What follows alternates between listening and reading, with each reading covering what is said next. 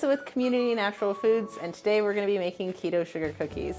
So let's get started. All right, so we're going to start with our coconut flour and our almond flour. We're going to pop it into a bowl. Essentially, this process is similar to making a shortbread. We're going to take a powdered sugar replacement. I'm using the powdered Swerve. I'm going to add that in there. You can use monk fruit if you prefer. And then we're going to give it a pinch of salt. You're going to pop that onto your mixer. So we're going to turn the mixer on and just kind of bring together the sugar, coconut flour, and the almond flour.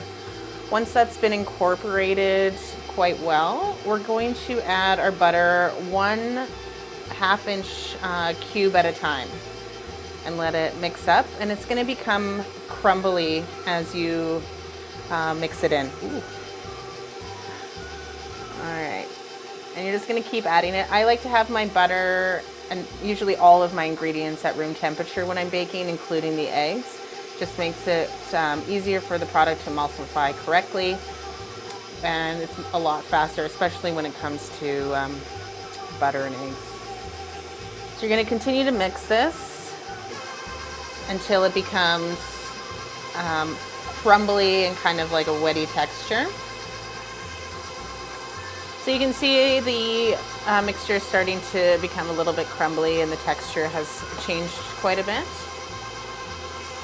Once it starts looking like that, we're going to start adding in our cream cheese. So you're going to add in your 2 tablespoons of cream cheese and your vanilla. It's going to get kind of clumped up together, and just before it's fully clumped up, you're going to pull it out of the mixer and you're going to knead it together. All right, so we're going to pop the dough out. If your dough is a little bit wet, you can add some more almond flour to it. So we're just going to knead it. You can see that some of the cream cheese is still in there, so we want to knead it up. So it's all kneaded together.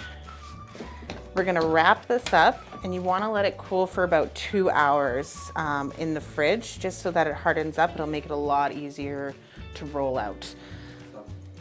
All right, so our dough's out of the fridge. It's nice and cool. It's going to make it a lot easier to roll out because we're not using flour, obviously. You're going to want to use 2 pieces of parchment to roll your dough out in so that it doesn't stick to the counter and actually has some nice cookies coming off of it. So now we're going to just roll this out. It's going to take a little bit of work because the dough is so chilled, so don't worry, be patient as it rolls out. You're going to want to roll it out to about 1/4 inch thick. All right, so we've got this all rolled out, and now we're going to cut out our cookies to the desired shapes that we want. So I've got some trees and bells and gingerbread men. So depending on how thick you roll out your dough will be how kind of chewy they are and how soft they are. So if you're like a crispier sugar cookie, you can do them anywhere between 1/8 and 1/4 inch. If you like something a little bit more thick and chewy kind of type, then I would do about 1/4 inch to 1/2 inch, and some of these are about 1/2 inch. Once all your cookies have been cut out and trayed, pop that tray in the freezer for about 15 minutes to let that butter harden up before you bake it. Otherwise, when you're baking, it'll melt out and can ruin the kind of design of your cookies. So we're going to pop these in the freezer and then put them in the oven at 325. Our cookies have come out of the oven and they look perfect. Look how amazing those look.